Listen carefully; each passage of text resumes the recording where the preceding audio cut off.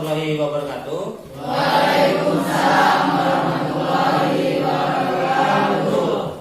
Alhamdulillahirabbil alamin. Sehat hari ini semuanya? Alhamdulillah sehat. Untuk sementara ini rapi semua tempat duduknya ya. Yang jelas laki-laki yang di belakang, ada yang di depan. Kemudian perempuan juga sudah sesuai dengan tempatnya. Oke, sebelum Pak mulai pembelajaran ini, Pak absen dulu satu persatu. Is Hadir Pak. ada. Reno Hadir Pak. oke ada. Adik Hadir. nggak hadir. Rian Hadir Pak. oke. Opta Hadir Pak. oke. Sebelum kita mulai, ada baiknya kita berdoa. Ada yang mau memimpin doa? Ya Pak. Oke, Reno. Oke, silakan Reno. Pimpin doanya Reno. Doa dari teman-teman, sebelum kita memulai pelajaran pada pagi hari ini, alangkah baiknya kita berdoa. Berdoa dimulai. Al-Fatihah. A'udzubillahi minasyaitonirrajim. Bismillahirrahmanirrahim. Alhamdulillahirabbil alamin. Ar-Rahmanir-Rahim. Maliki yaumiddin. Iyyaka na'budu wa iyyaka nasta'in. Ihdinas siratal mustaqim.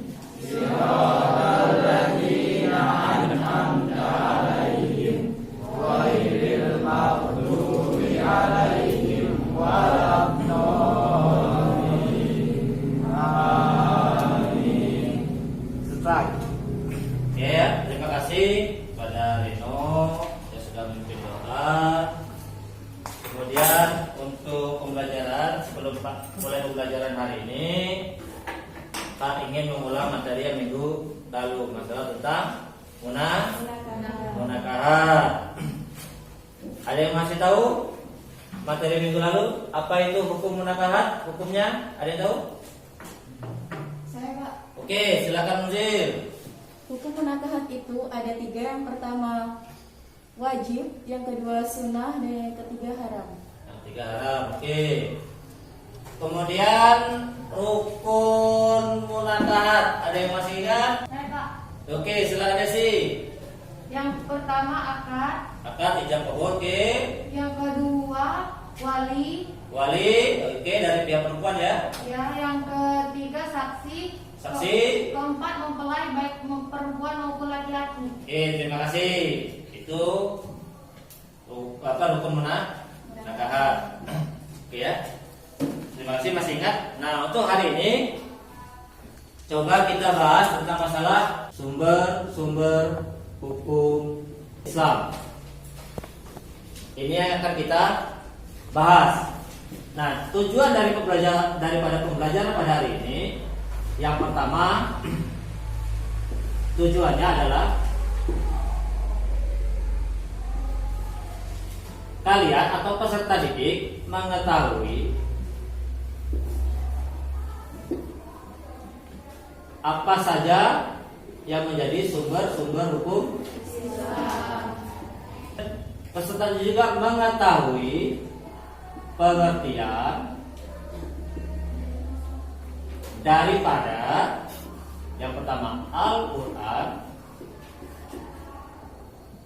yang kedua hadis, yang ketiga ijtihad. Nah, dari tujuan tadi ada pengertian Al-Quran, hadis, ijtihad, ijma dan qiyas. Apa sih pengertian Al-Quran? Al-Quran adalah kitab suci yang berbentuk lafaz yang diturunkan oleh Nabi Muhammad dengan bahasa Arab dan bersifat mutawatir. Yang kedua, pengertian daripada as-sunnah atau hadis. Apa itu hadis? Jil? Hadis adalah segala perkataan dan perbuatan yang disandarkan kepada Nabi Muhammad SAW. Sumber hukum Islam yang ketiga adalah ijtihad. Apa itu Reno? Ijtihad? Ijtihad berasal dari lafaz ijtihada. yang artinya mencurahkan tenaga dan pikiran.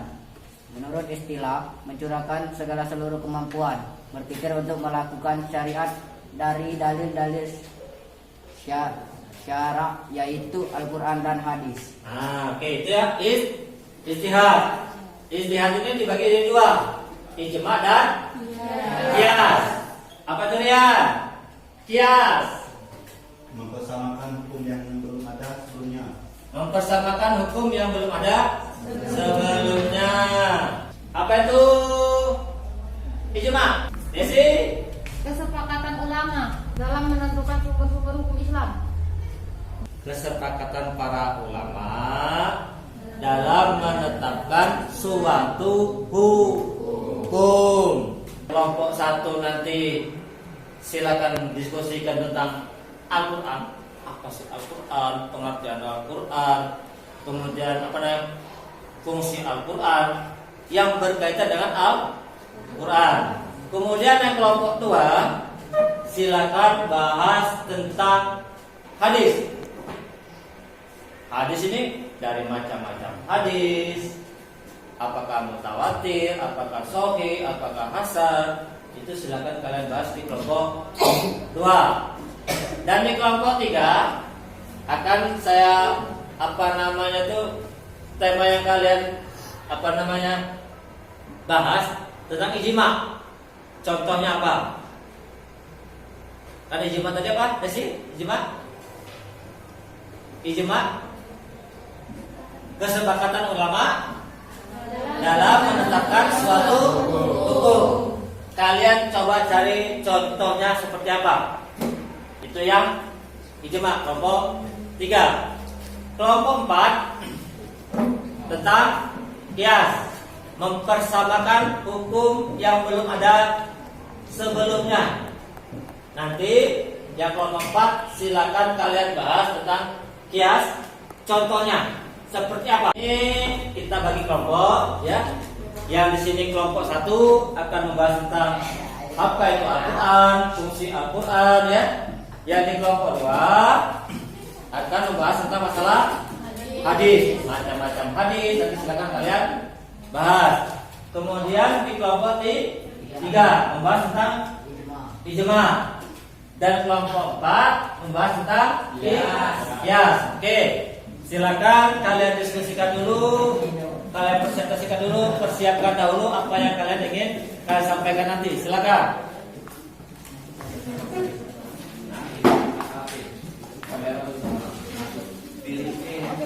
Dari saya membahas fungsi ya.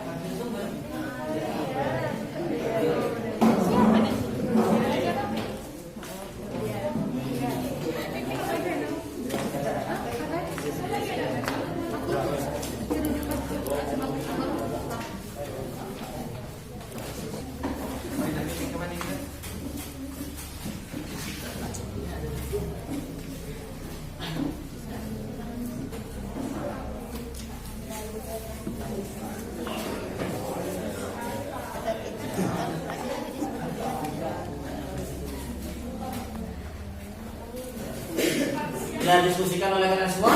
Sudah? Ya.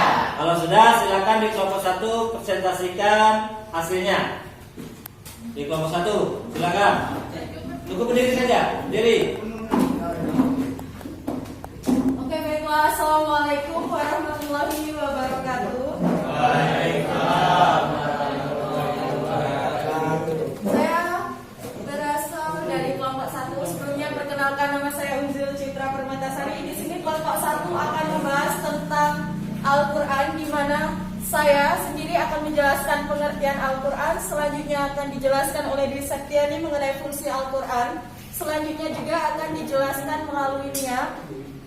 Dan terakhir penutup akan dijelaskan Desi. Oke, yang pertama itu mengenai Al-Quran.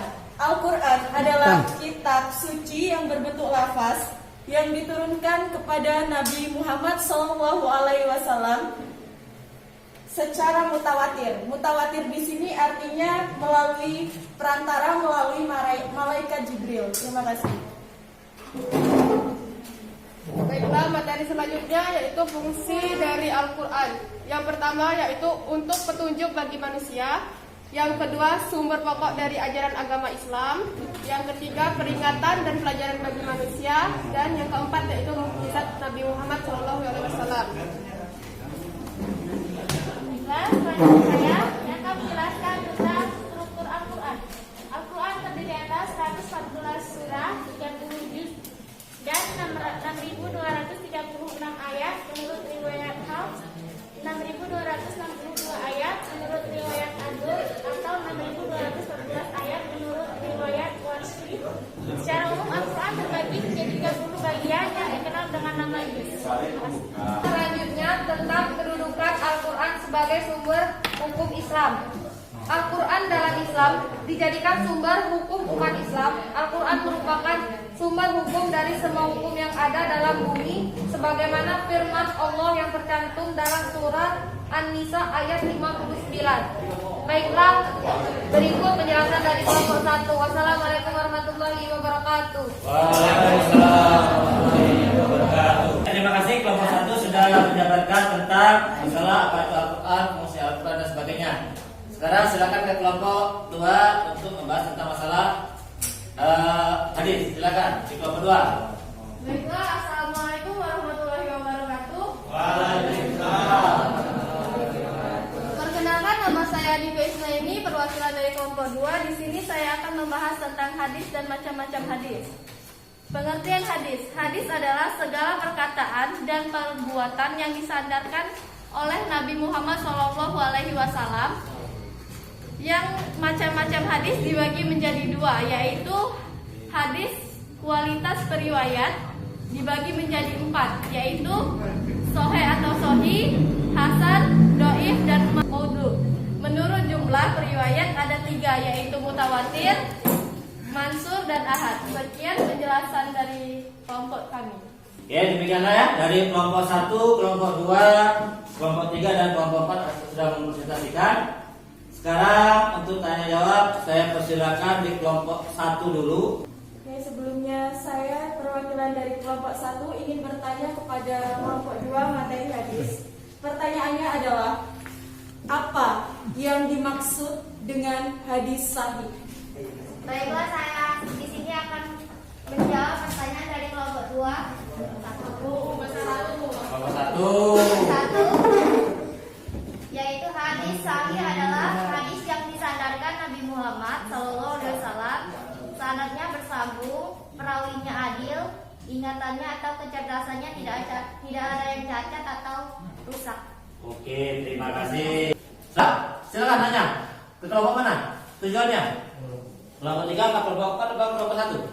Baiklah, saya dari kelompok 2 akan memberikan pertanyaan untuk kelompok 1, yaitu apa macam-macam nama dari Al-Quran. Oke, nama-nama daripada Al-Quran.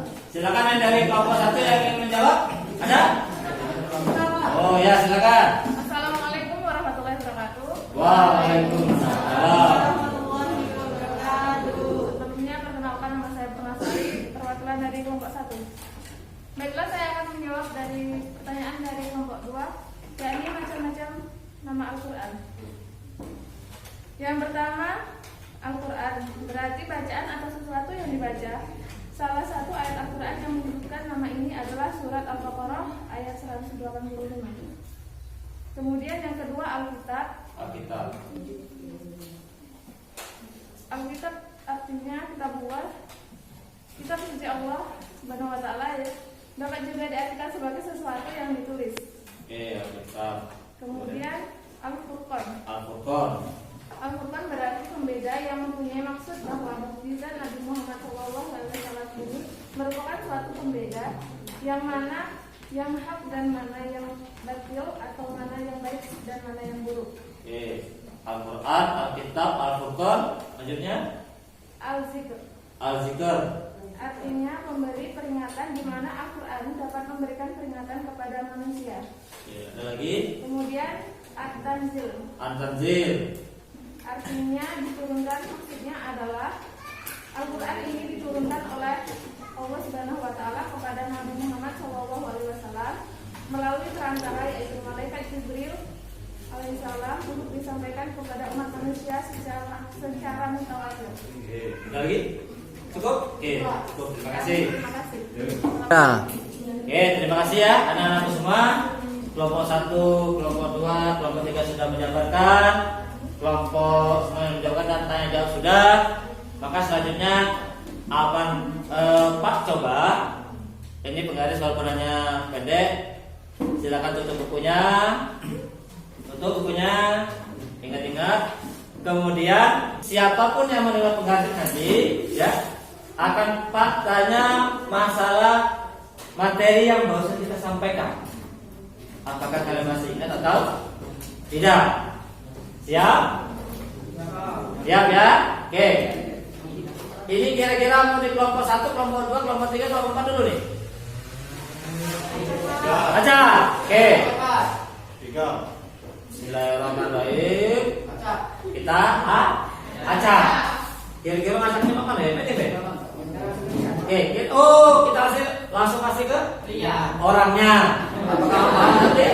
Tidak, bisa aja dulu. Oke, saya kelompok 4 dulu lah. Pilih dulu. Kira-kira soalnya tentang coba ini. Nah, kemana nih? Itu. Ini. Oke. Pertanyaannya adalah sebutkan salah satu macam hadis menurut kualitasnya. Kualitas riwayat. Hadis Hasan. Hasan kualitas.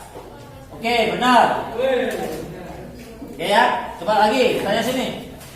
Putar lagi, siapa tahu nih dapat. Nah sini, gantian. Nah, tadi kualitas hadis ya, kualitas periwayat. Sekarang berdasarkan jumlah periwayatnya. Satu gak ya? Apa? Jawabannya? Hadis Mansur. Mansur. Cantik, cut, kembang, kuncup. Nah ini kau. Berarti silakan pegang dulu. Pertanyaan Pak, apa ya?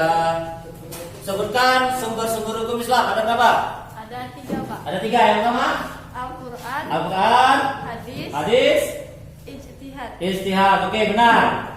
Oke, selanjutnya kita coba ke kelompok 1. Ya, berhubung Mister ada di dirimu, maka dirimu yang jawab pertanyaan dari Pak. Nah, sebutkan pengertian daripada hadis. Hadis adalah perkataan dan perbuatan yang disandarkan kepada Nabi Muhammad SAW. Oke, terima kasih, betul sekali. Macam-macam nama selain Al-Quran. Alkitab, Al-Furqan, Al-Tanzil, dan Al-Quran. Terima kasih. Oke. Materi selanjutnya adalah berpegang teguh pada sunnah sebagai pedoman hidup. Yang dimaksud sini adalah mengikuti sunnah berarti menjadikan sunnah sebagai pedoman dalam kehidupan sehari-hari. Umat Islam yang senantiasa berpegang teguh terhadap sunnah sebagai pedoman hidup akan memperoleh keutamaan dan manfaat. Salah satunya adalah tercatat sebagai hamba yang taat kepada Allah, dan yang kedua dicintai Allah dan diampuni dosa. Baiklah ya, sebelum kita akhiri pembelajaran hari ini, akan Pak kasih tugas kalian tolong kumpulkan di minggu depan. Oke, soalnya silakan kalian tulis. Yang pertama adalah tuliskan macam-macam sumber hukum Islam. Yang kedua, tuliskan pengertian Al-Quran, hadis, dan ijtihad. Tadi soalnya ya, tolong dikerjakan minggu depan dikumpul. Akan tanya Pak nilai untuk penilaian pengetahuan kalian. Untuk materi selanjutnya adalah minggu depan akan kita bahas materi tentang wakaf, tata kelola wakaf, bagaimana wakaf, apa yang harus diwakafkan, hukumnya seperti apa. Ya, mungkin hanya itu sampai di sini. Marilah sama-sama kita akhiri pembelajaran pada hari ini dengan mengucapkan lafal hamdalah bersama-sama. Alhamdulillahirabbil alamin. Kita akhiri. Assalamualaikum warahmatullahi wabarakatuh.